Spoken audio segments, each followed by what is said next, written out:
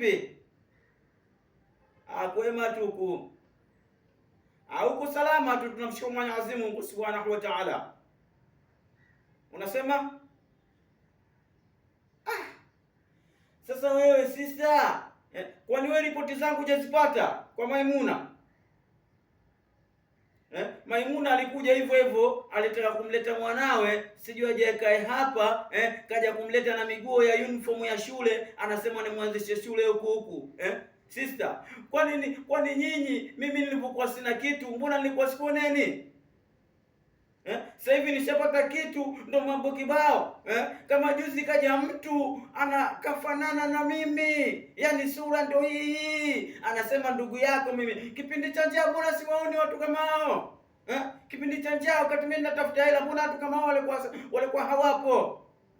Na wewe sister, familia, kwani si familia tunakuaga hivi? Uwachukue watoto uwasomeshe shule kwa sababu wewe unaweza, kwa nini hamuna uwezo? Hapumui. Mimi nimepambana sister, nimehangaika huku na kule. Kipindi cha njaa simuoni mtu hata mmoja, simu haiti.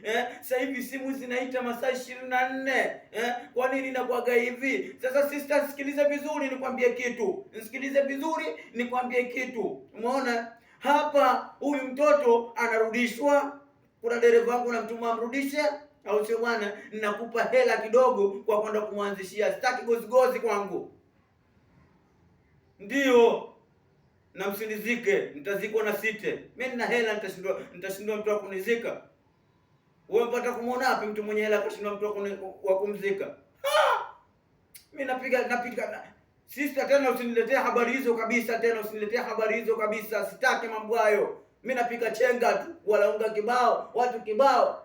Wa Tanzania kwa bwagwa. Unawajua Tanzania kwa bwagwa. Sitaki habari hizo nakwambia. Kila mmoja hapa na hali yake bwana. Kipindi cha njaa tujuani bwana.